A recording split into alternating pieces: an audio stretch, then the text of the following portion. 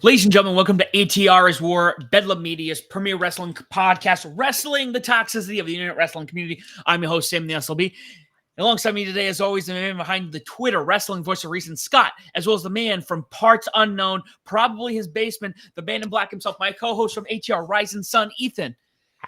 Not tonight. I'm in my office tonight, this time. Well, due to the first ATR episode, which has dropped, ATR War episode has dropped, changed the name, got a new logo. Guys, go listen to that. We're just gonna take on the IWC because you know how you are. Yeah, I'm talking to you. You on the other side of this.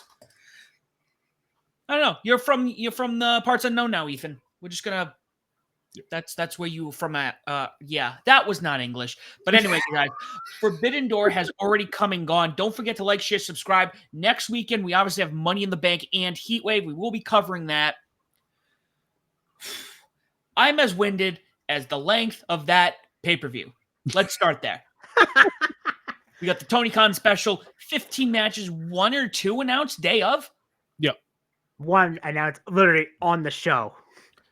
It's ridiculous. Literally last minute. There's no point of 15 fucking matches. I don't want to go to bed at 1 a.m. Tony Khan, do fucking something. I'm waiting for him to start announcing matches after the main event. To be like, oh, by the way, stick tuned, guys. We got our main event now that I'm announcing, and then, like you said, it's a Ring of Honor match, and you'll be like, I swear to God, that fucking happens. I'm not watching AEW. I hate to say that I guessed 15 matches. What we Shut up, I know. It's hilarious because anything short of like 12 for Tony, it's like, is he okay? Does he have a fever? Like, is he sick? Revolution last year. 8 last year, Revolution with MJ and Bryan Danielson. Well, okay, to his defense, that was an hour match, so okay. Right, fine. yeah. So that right there is like 3 matches in itself. But yeah, seriously, like I mean, yes, you get your money's worth, but my God, on a Sunday, tiring to watch 5.5 hours of wrestling. It was crazy. But overall, I actually liked the pay-per-view. I thought it was pretty good. I have 6 Ethan picks. That's 6 Ethan picks. Yeah, that's big. That's a whole and one's in its own right. And one's on the pre-show. Which is wild. We will quickly talk about that one.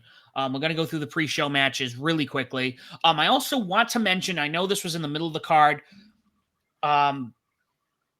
January 5th, we're getting a New Japan AEW pay-per-view. Yep. Actually, I think CMLL and ROH is also involved as well. Stardom. Yes, which is wild. And I only bring this up, Ethan knows why, because the 5th or the day after the Tokyo Dome is always New Year's Dash. Yes. That's right.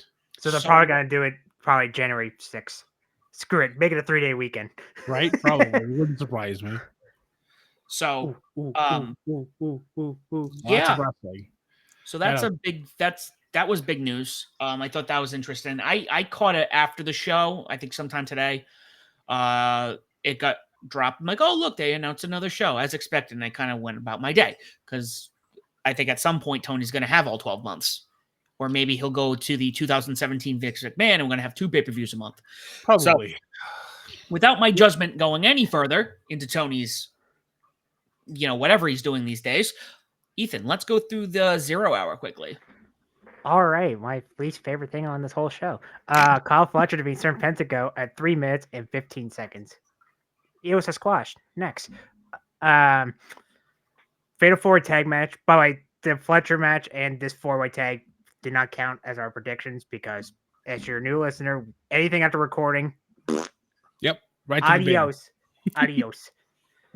Crap. What was the 4-way? Oh, House of Black defeating Gabe K. Roger Strong, Private Party, and Tomorishi and Kyle O'Reilly at 8 minutes 39 seconds. Cage match gave it 6.77. I went 7. I actually thought this didn't need to be on the show, but I really enjoyed it, especially Ishii and Brody King. By the way, Brody King for G1 next year. Right. I missed the first match because I was on the phone, and then all of a sudden I'm like, oh my God, it's 7:00. I probably should turn on the pre-show. And then that's the first match I see, and I'm like, all right, this is a pretty good way to start off the show. You're like, ah, shit, Fletcher and Serpentico. Honestly, that Fletcher Serpentico match, that's a Ring of Honor match. That was a squash. Yeah. But he won with a brainbuster. He paid Alright. tribute to El Generico. But this 4-way tag, yeah, I want to see Brody King G1 next year. This was out on Collision. I was like, oh great, more matches. And then Scott's like, oh look, we still got one more. And I'm And like, guess what? God damn it. I mean, fun for an 8-minute match, but I just won 7, and then like the cage match did 6.77. So that's not too bad. Nope. This one I really enjoyed. Women's tag match. Cham Nakano and Will Nightingale defeating Cristiano Watanabe 10 minutes 18 seconds. Cage match gave it 6.60. I went higher. I went 7. That's ruled. I mean, it's a preview for the Women's Own Heart Cup, and we kind of knew Will was going to win. Yep. So that, wrestling, they win before the preview match. Devin Statler's winning on Wednesday. Yep. Let's bring more. Mo Watanabe. She's great. I don't. Have you seen her wrestle before, Scott, or is this your first time? This is my first time watching. I was impressed. With both Stardom ladies. Both of them were impressive. Nice catch. Nice catch. But yeah, I see people are like Stardom has their 5-star Grand Prix tournament cup in August. That's like their G1. Mm-hmm. And there's like I could bring some AEW people. I can see Will going back there. I can see Statlander because they need 3 spots filled for each. They're doing 4 blocks of 7. By the way, I hate uneven numbers for blocks. Do 8. Do even, please. I can see Anna Jay going over there. Honestly. All right. Yeah. Fucking throw Tony Storm back down there. The women's champ can take a month off. Cut 3 weeks. I mean, sorry. So fucking why not? We'll get to her in a bit though. But I joined at 7 out of 10. But I think Statlander's winning on Dynamite. Yeah, I agree. I'd be honestly, I'd be a little surprised if Will actually goes. If she does though, I think Statler fucks her over. That's true. Yeah, one way or another, Willow's not winning this again. No, right. Well, I'll get to Ryan Ray in a bit, but actually, we'll go to that now. Look, see, we smart. Yeah. Women's quarterfinal, Ryan May defeats Ray 8.31 seconds. Thank you, by the way, Ryan May, for giving me that point.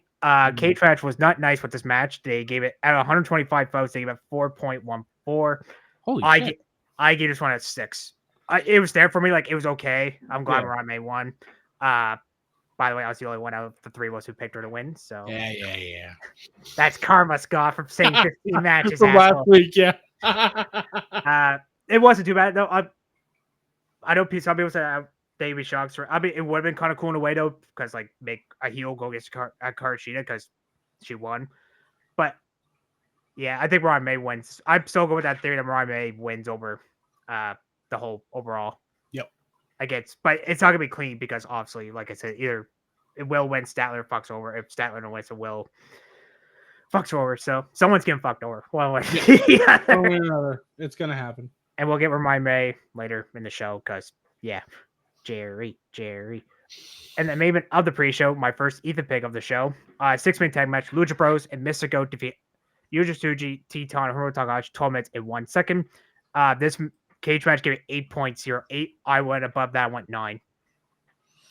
This was one hell of a match. Like this should have been on the show, like the actual show itself. It definitely was worthy of being on there.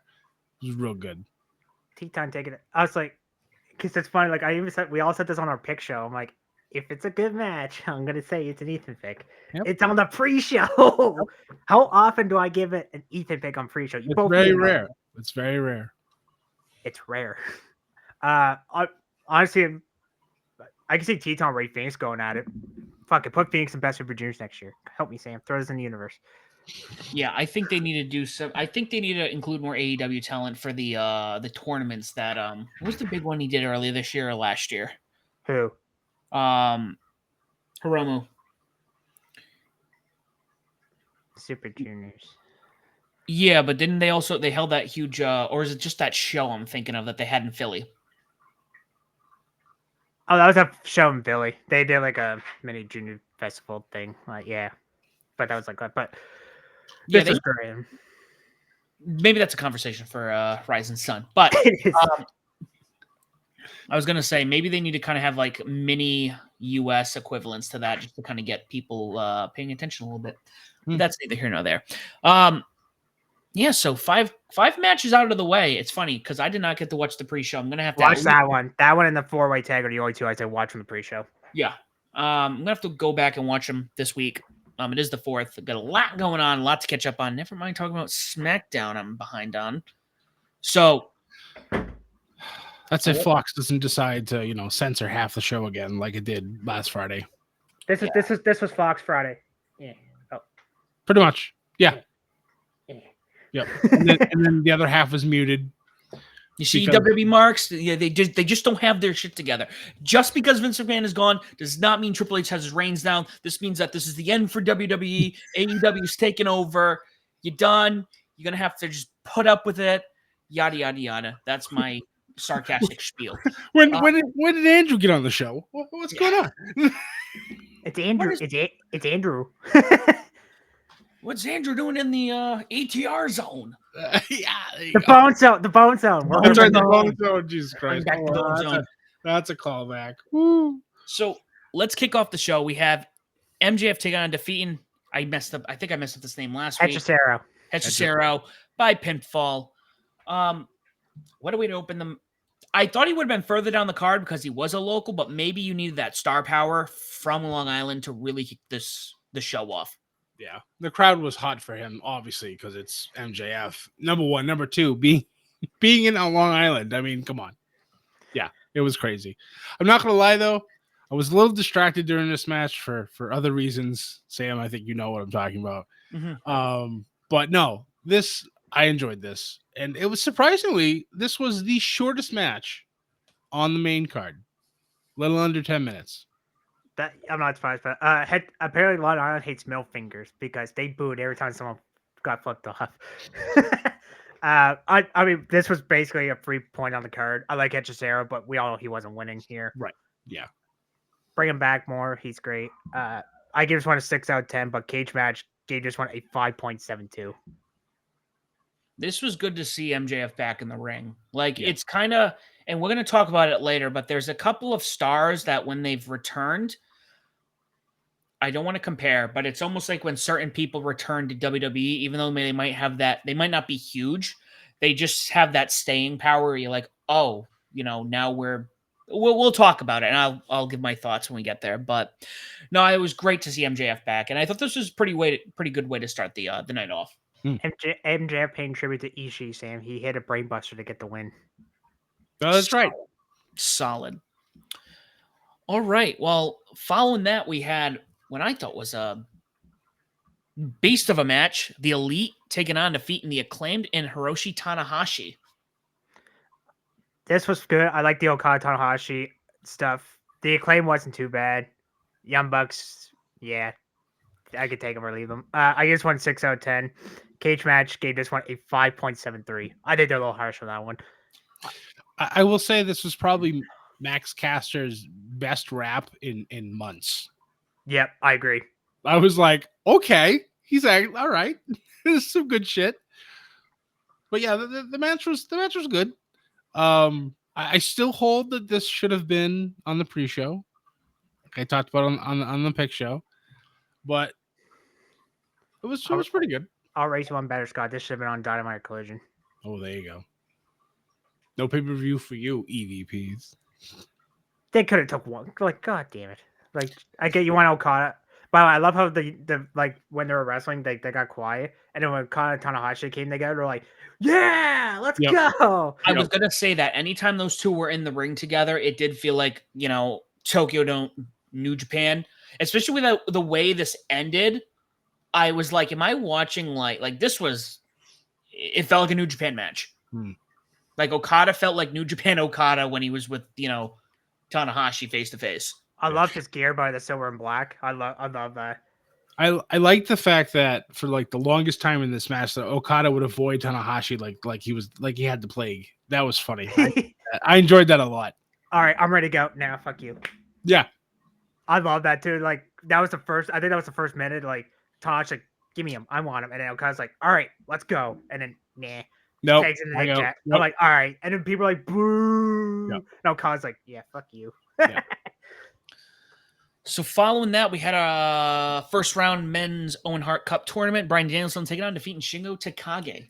Banger. Mm-hmm. After banger. Mm-hmm. This fucking ruled. I did not expect this match to be so soon on the card either.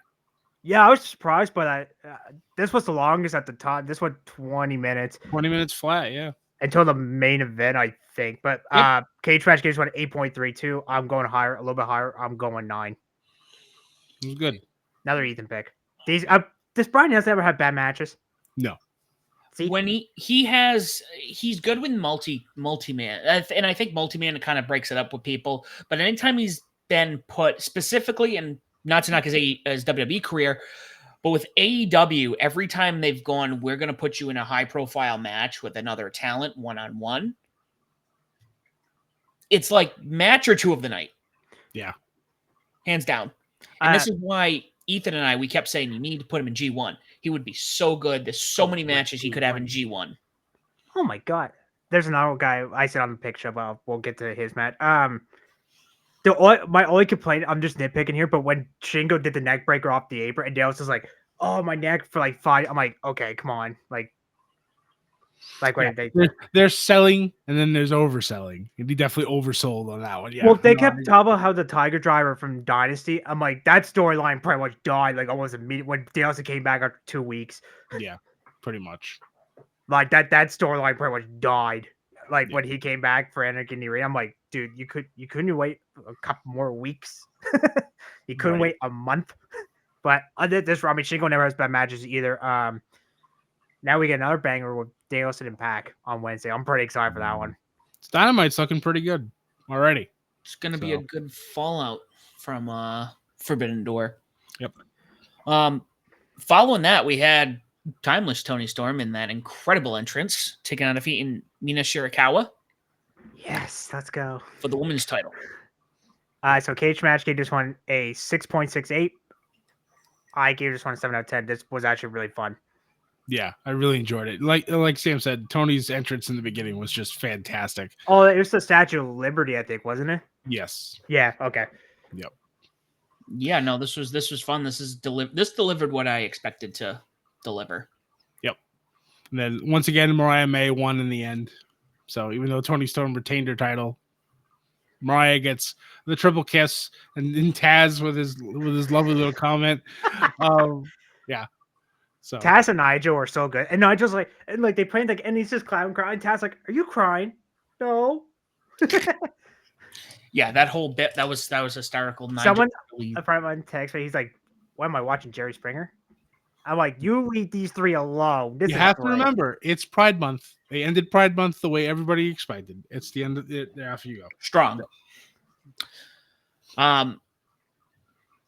Man, I'm looking back. I kind of I was working while I was watching this, so I forgot what this card was. But next up, we had Zack Sabre Jr. taking on defeat and Orange Cassidy via submission. Cool. Look, he finally won. This match fucking ruled in my eyes. I love this so much. Mm-hmm. This, but yeah, Scott just took the words out of my mouth. Or I was about to say, but he said he beat me to the punch. Cage Match gave this one a 8.43. I'm gonna agree with that. I gave that one 8 out of 10. I mean, this was great. I mean, he made him tap it to the Clarky Cat. And yes, that's what he actually calls that submission move, the Clarky Cat. But I like how he worked on the wrist too, so he couldn't hit the orange punch. Yeah. And then when he eventually hit it, it did nothing. Sabre's like, I'm ready, no solo. Japanese Strong style. Yep. I do like. I read something earlier today that Zack Sabre Jr. said during their post show, their scrum, that if anybody says that Orange Cassidy isn't a good professional wrestler, is a fucking idiot. And I'm just like, I love that. Thank you for putting that man over. Orange Cassidy has done amazing things in AEW, and it's nice to see someone with the caliber of the wrestler that Zack Sabre Jr. is putting him over. That's arguably the really best, nice to see. Arguably the best technician in the world right now. Yeah. I mean, he's won the Brian Danielson Technician Award like too many times. But they're also best friends in real life too, right? So, but I mean, he's not wrong though. I mean, he's like, yeah, you guys are a bunch of, and I think he called Brian Danielson a pervert somewhere in there. I'm like, British people do not like Brian Danielson, I guess, because Nigel doesn't like him. Well, Nigel doesn't like him for many reasons, and I will stand tall, and we all have to put this again during the pick show that Brian Danielson's last match needs to be against Nigel McGuinness. Yes. It just has to be. It's the final countdown. You don't want it to be Baron Corbin? Well, I mean, No.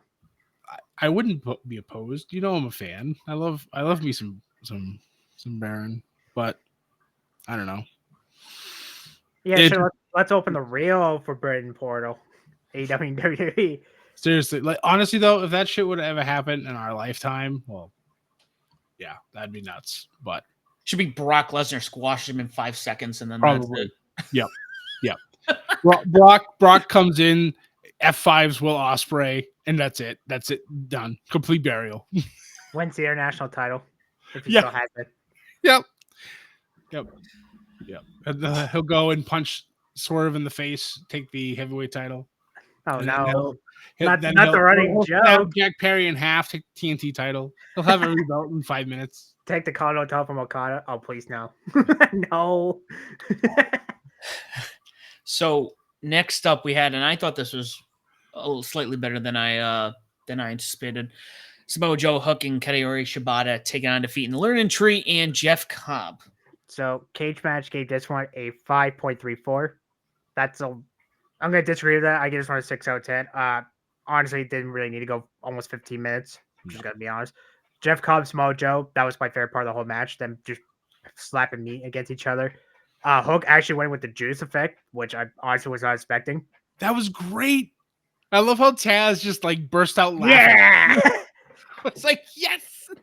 Yeah, he's like, he's like, yay! Like I'm like, that's a proud father. I love how after the match ends, you just see Taz in the background just clapping.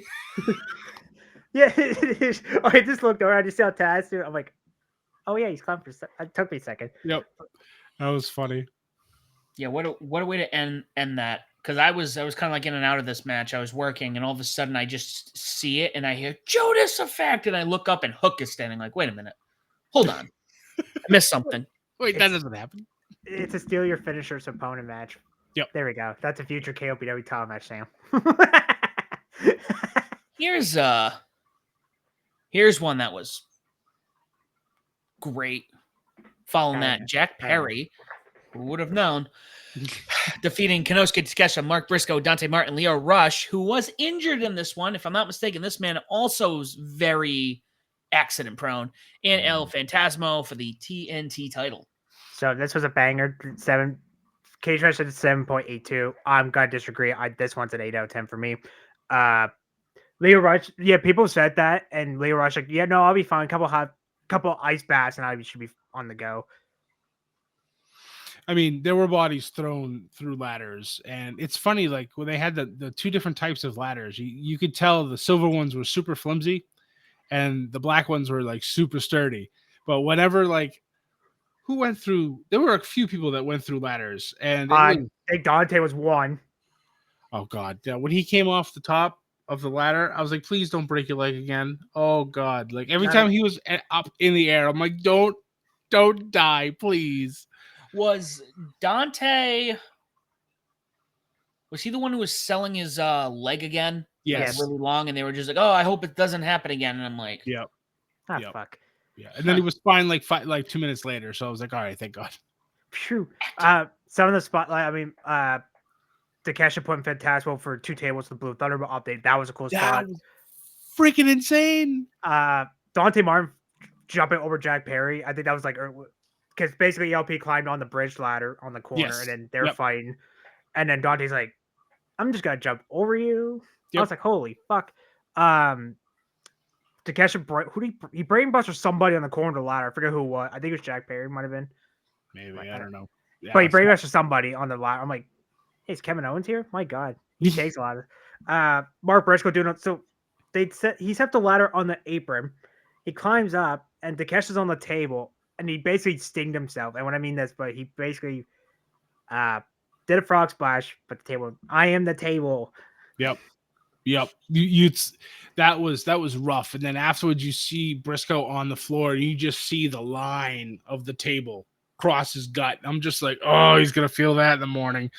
Christ Almighty!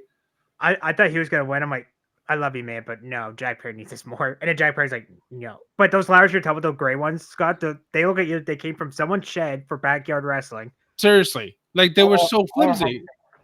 It was Yeah, well, ridiculous. everyone's going through them. I'm like, oh, okay, that's why they got those fucking backyard wrestling ladders. Yeah, it's like like I see one of them get set up in the beginning. I'm like, that doesn't look too sturdy, and then all of a sudden it's bent in half. 2 minutes later, I'm like, okay, we know which ones are the gimmick ladders. Yeah. Okay, test them out, climb up. Oh, well, that one broke. All right, next one. Be like the Big Show trying to climb ladders and break the whole thing. Well, he had to get custom made. Remember those big ass ladders he had? I was like, holy fuck! Should have brought those out for Otis and Bronson Reed. Otis. But this was a banger. 8 out of 10. Yep, I will go back and watch this, and I'm kind of curious what they're going to do now since the Elite was successful this whole pay-per-view. It was a car crash. Well, back to the Elite match for a second. I actually thought Cash was getting or Brown was going to get pinned. I was a little surprised Tanahashi took the pin. Does that mean Okada gets a shot at never 0.6-minute tag titles? Maybe. I mean, he just held them before he left.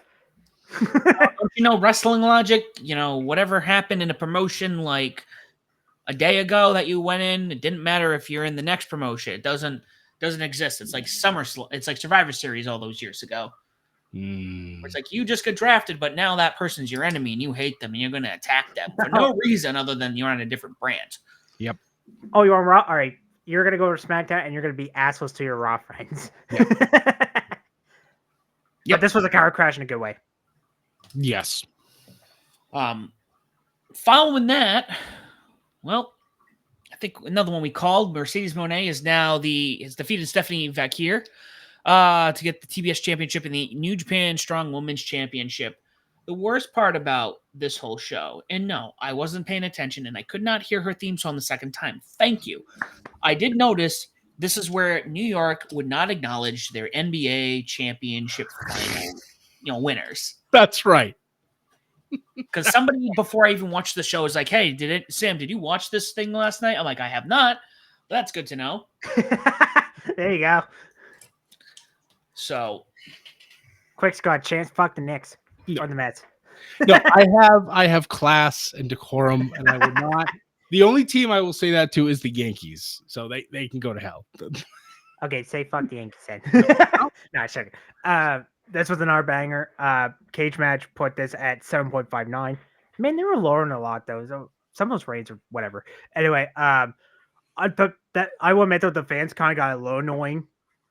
Not the Mercedes booing like the fuck, and I think fuck Red Sox. I think I heard somebody say that. Yeah. It's like, oh, guys, come on, these two are having a great match. You're just being kind of assholes. They really were. They tried to hijack the end of the match, and I felt bad. The problem also, I think, is that they had too many false finishes towards the end, and the crowd was just over it. They were done. They just wanted the next match, so they just decided to hijack the whole thing. And it sucked. That sucked. I hated that. That was pretty annoying. Like that. That's my other nitpick too. Was like too many near falls. Like I think Fakir, she did something in the middle and they kicked them, and then like seconds later, like they kept rolling each other up. It's like, oh my god, I'm getting dizzy. Please stop with the pin. Like that spot in where when they pin somebody and they're like 2 count. Okay, I'm gonna pin you again, and they do it like 15 times in a row. I'm like, dude, it's like stop. Like just if they're kicking out the first time. Like I was watching a Noah show and I forget who did, but he did it like 5 times. I'm like, dude, stop. Yeah, pretty much. He's kicking out if he's kicking out the first time, stop. I get you trying to win, but stop it. Yeah. But I mean, 16 minutes, almost 17 minutes. I mean, I was like, it was getting late. I'm like, all right, can we like wrap this match up? Yeah, like, pretty much. I'm getting tired, but I'm glad we all know this was another free point basically on the bingo card. Yeah. Stephanie Fakir, she needs to be on TV more often. Yes. Yeah. She was, I think she was on Collision before that. Yeah, with Lady Frost. She had a really good match with Lady Frost. That was fun, by the way. It was. I thoroughly enjoyed it. And then this one was really good too. But I agree. Like she needs to be on AEW television more often. I think she could be an absolute force in that women's division, and they need more people. So that's perfect for them. So after this match, and this is kind of what I wanted to I was alluding to earlier. So after this match, we finally had the return of Dr. Britt Baker, DMD. MJF and Britt almost felt like a return to form. You know when somebody's been gone from the WWE roster for a while And even if you're not into them, they come out and you're like, man, it's good to see you back on television. Yeah. That was the feeling I got, not just with MJF, but with Britt. And the crowd loved it. The crowd was all into it. And that felt very, I don't know. Sounded good times ahead, I hope. It was refreshing to see, number one. Number two, it actually now can lead Mercedes into going full heel. She wants to say the crowd turned on her. Screw them. Now she's going to be a heel, and Britt's the mega face now, a return to challenge for one or both of those titles. So I think that was very well done. It's funny. Like, I immediately took a picture of it and sent it to Zach. I'm like, look who's back. He was all excited. That's why he's getting married, because she was off television. Right. See, I told him, I said, you might as well cancel the wedding. I said, your wife's back on TV. Your celebrity wife's back. But that was cool, though, because, like, they kept the cameraman in for long. I'm like, okay, like, what the fuck's going on? And then they heard, I was like, finally. It's been September, and she's back. I think that's going to be the matchup all in. That wouldn't surprise me. And then right after that should be Jamie Hayter. She needs to come back. It's been way over. She's been over a year now, yeah. Yeah, like almost a year and a half. Pretty close to a year and a half, maybe. Somewhere around there. I don't know. Yeah, I mean, I don't know. But it's been definitely, I know it's definitely been over a year. And like you said, Britt's been out for a very long time too. So it's nice to have her back on TV. Britt Baker paying homage to Lita. With the Hardy both. So the next two matches, and I was just telling the guys before we recorded, due to the timing of my day, I was not able to watch them. But Tetsuya Naito taking on Defeat and Jon Moxley to become the new, to win back the IWGP World Heavyweight Championship. All right, I'm going to be honest here. I gave this one 6 out of 10, but I thought this sucked. I'm going to be honest. And Cage Match gave it a 4.37. Yikes. Damn. Really? Well, okay, like, to their defense, like, the crowd was dead. They didn't care about this match too much. Kind of, certain parts. But it's funny, like, I like how it's covered. It's like, oh, in Japan, like, you can lose your title by count or DQ. And then Moxley's like, Moxley's gonna, like, fuck it, we're gonna have a hardcore match. I don't know, like, I seen people complain to her about why Naito got it back. I get why they put Naito back as champion, but honestly, it should have been Shota Umino. But they already did that match at the last New Japan show. Honestly, I've been so disappointed in Moxley's title reign. I'm just gonna be honest. Might be a hot take. I don't care, honestly, what people. Again, it's your opinion, but I thought Moxley's just been disappointing as IWGP champion. Mox is a safe pick. Like, if somebody is hurt or they need to have like a steady hand to do something, you give it to Mox. So that's break glass emergency. Pretty much, yeah. So I'm pretty sure that's what that was. It was nice to see him have like the eliminator matches in AEW for the title, but you knew nobody was going to actually win. So to see him actually lose, I mean, I kind of expected it, but on the other hand, I wouldn't have been surprised if he did find a way to win. But you're right. The match itself was a little like meh.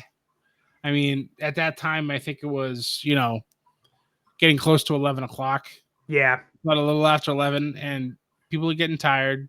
It was a pretty hot show to go until then. So I don't know if a 4 by Cage Matches is that's a little low. I wouldn't go that low, but I give it a 6. A 6 is pretty good. I'd give that. I agree with you on that, Ethan. Well, it's funny because like during the interview, Sam, so Naito he said if he lost to Moxley should take his spot in the G1. I'm like, Naito's winning. Naito's fucking winning. As soon as because I did see that interview the day after they made that match official, and I was like, okay, well, Naito's winning. Yeah. And plus, you can't go with G1, honestly, without the world champion. Like, come on. Right. Yeah. Now, Moxley was in G1, I wouldn't be. I seen a lot of people like, fair. I mean, Moxley, he can't do both, and honestly, TK probably won't let him do a G1 for a month. Right. Let's just be honest here. Or if he does, they're like, you're going the whole tournament. Moxley needs to go home, enjoy Renee and a child, and recuperate, because that man is literally held together by duct tape at this point. Go home and relax, sir. You've earned it. Enjoy it, please. Yes. He's been nonstop, and before this too. But he became the fall guy, like you said. He was the fall guy for Brawl Out. We need a champion, so guess who's going to hold on to the belt? And he came out and was public about it and was bullshit. Yep. So yeah, give him 9 months. He's not going to want 9 months. I know how John is, but give him time. Let him recuperate. Let him relax, but let him enjoy his family. Even 3 months. I mean, hell. The next pay-per-view was when for them? Like their next major one. Next month. Oh, for All In, that's right. And then All Out's like 2 weeks later. Right. All right. What's after that? Full Gear in November. Yeah. So as of November. Right now, because I think Wrestle Dream's October, I think. Or Dynasty. Yeah. Wrestle Dream, Full Gear, and then World's End. Let him have off until until Full Gear. Will he want to probably go to Wembley? Probably. Okay, after that, let him take a couple of breaks. Take some time off after that. Yeah. Put him in an angle where he gets hurt. He goes home for a little bit to relax. It's fine. I think the longest he was off was like when he went to rehab I think it was like 3 weeks or so. Like, remember when he had to go, and then when he came back, he's like, "Fuck that guy, get him out of here." Yep. Where it's on TNT didn't censor him. Yeah, that was good. I thought, was this around the same time AEW had started, where he had MRSA? That was at the tail end of his WWE run into AEW? The staph infection. Yeah, that's right. Yeah. Because I thought he had that when he was in Japan. He became like the US champion, then he had like dropped the belt. Yeah. Yeah, he did. Yeah. That was. Yeah, no, you're right. Yeah, that was after he debuted. You're right. Yep. Yeah, but again, who knows? I don't. It's all over at this point. Other than that, you're right. He's been there, pretty much just running the show. So I'll be honest, time for him to relax. He's earned it. In the words of Orange Cassidy, I'm tired. Right. By the way, like I do like Mox. Like I'm not trying to trap, but like his Omino title match wasn't too bad. The Evil one was actually kind of fun. At Dominion, that was a great match. That was better than I thought it was going to be. Am I feeling alright? I gave Evil a good rating, but like I do like 902, but like Scott did pretty much with Moxie. He was literally duct tape on his knees. He's gonna be great mood in the fucking year. But I don't know. Honestly, Moxie's range has been disappointing, but I'm glad Naito in a way got it back. But I think he loses at Wrestle Kingdom. Probably. Now that goes back to our prediction, Ethan, which we will talk about when we do our G1 preview in the coming. That'll probably be next week, as the finals take place on Friday of the qualifiers. All right. Well, let's get into the main event on this show. Swerve Strickland defeating and retaining his AEW World Championship against Will Ospreay. So Cage Match gave this one 9.26. I'm gonna go a little higher. I gave him the full 10. Definitely worth it. Yeah, it was. Oh, sorry, 10. Yeah, definitely worth it.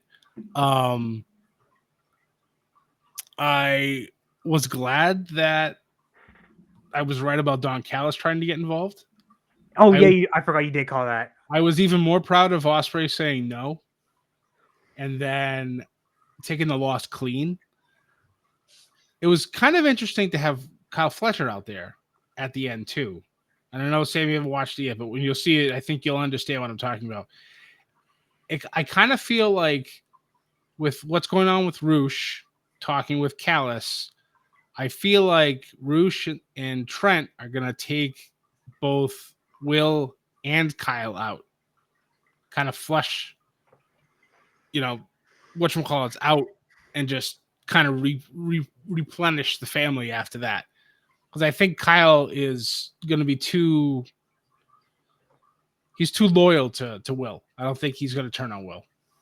There's a certain empire in Japan that needs to make it. Just a certain one. And I'm sure that third member is on the mend quickly. I'm sure he'll be on his way back pretty soon. This rule, I mean, some of the spot, like, not gonna lie, I kind of laughed my ass off when the manager started fighting. Prince Nana just went out there and just punched Don Callis right in the mouth. I'm like, manager fight. Some of the spots was crazy, like the pile driver on the barricade. I mean, Swerve's on the yeah. I like where Osprey's gonna try to stab Nana with the screwdriver, and he's like, "Oh, sorry," and then he gets in the ring and Swerve hit him with the house. I will admit though, the ending like where it took 3, honestly, that was kind of unnecessary. I'm gonna be honest. Yeah. The 3, I think because like he hit one, I think he kicked Oscar kicked out. Hit the second one, he kicked out again. I'm like, okay, come on, that was a little too much. Yep. Should have did 3 in a row. JMO jar, boom, done. Yep. 2 count. Okay, hit it again. 2 count. Yeah. I thought that was say the like we're done with the wear takes. I thought the near falls were a little too much as well, but I'm just nitpicking. But Yeah. they didn't. The ending they needed 3 kickouts, honestly. No, like, having one near fall is fine, but when you have multiple near falls to your finisher, all it does is degrade your finisher. The Oz And cutter. you need to protect your finisher. Like it just needs to be, because otherwise, then what are you? You're just somebody just hitting spots. You need a move that will definitively end the match. And if you're having your opponents kick out constantly at 2s at pay-per-view, then it doesn't mean anything anymore.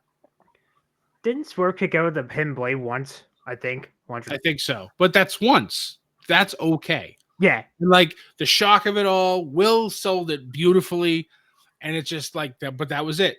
That was the one time. Swerve hit his finish 3 times, and Will finally succumbed to it afterwards. The JMO, because I know Swerve mostly wins either with the house call or the Swerve stop. He rarely ever puts out the JMO driver, but like even the Oz cutter, like that was the move he always won with before he brought the Stormbreaker and Himblade out. Yeah, but like now it's just like one because like everybody kicked, like Brian Cage kicked out the clinch a couple weeks ago. Yeah, totally. Otto just did a couple days ago. Yeah, it's like his signature move now. If we're gonna go like Yeah. WWE 2K game style, it's it's no longer his finisher; it's a setup move to his finisher type of thing. So yeah, I always like to say it's like Baron Corbin's Deep Six. Like he never wins matches to that, but it's a devastating move type of thing. Or same with the Blue Thunderbolt, which he's won with a Correct. couple times. Yeah, that is true. I think Baron's won once with Deep Six, which even surprised me. Yeah, no, because I remember he won. I was like, holy fuck, he won with the Deep Six. But like that's my only nitpick, which is a couple too many near falls for me, and then like the ending, like where Swerve hit 3. Really, the 3 was kind of unnecessary, to be honest with you. Yep. Should have been the 2, JMO jar, boom, done. Yep. And then Fletcher, what a bad week he's had. He lost his TV title in Mexico to Elias Jr. He had a 3-minute fucking pre-show match with Serpentico. Oh, sorry. Thursday, he lost the Ring of World title match with Mark Briscoe. Speaking of Mark Briscoe. Mm-hmm. Then he lost his TV title on Friday. Then he had a shitty 3-minute pre-show match with Serpentico. I mean, I get we can't have all 10 minutes or so, but still. That should have been left off the card. I'm just going to be honest. And then he comes out well, which I like. So I hope maybe we get the tease of DCF versus United Empire. Be nice. Ozzy. We'll see. Oi. But banger. I forgot to do that earlier. Banger. Well, when I get a chance this week, I'm going to finish this up. Guys, let us know what you think down below in the comment section, what you thought of the show, thought of Forbidden Door. I need to eat. That's why I'm kind of like getting all weary. Money in the Bank, Heatwave, this weekend. We will be covering it. Look forward to that. The fun doesn't stop with us, folks. So, as always, like I always say, if you don't want to do so, please. Wait, we got to talk about points real quick, Scott. Oh yeah, let's talk about points. I've done this twice now. I love how he's like, how is Scott? What did you talk about the points? Yeah. All right, fine. All right, let's go right into So, Ethan, do you have those pulled up? No, I don't. So, all right. My show was already over during 0 hour because Ethan and I had one match that we disagreed on, which I feel like is on purpose. Ethan's trying to ride my coattails. So, but me not picking Mariah May to win pretty much eliminated me from the process. And then as the night went on, Sam had 2 opportunities to win, and unfortunately, both of them went against him. So Ethan was our winner. He now has 4 points on the season, taking first place. I now am in second with 3, and Sam not that far behind with 1. So yeah.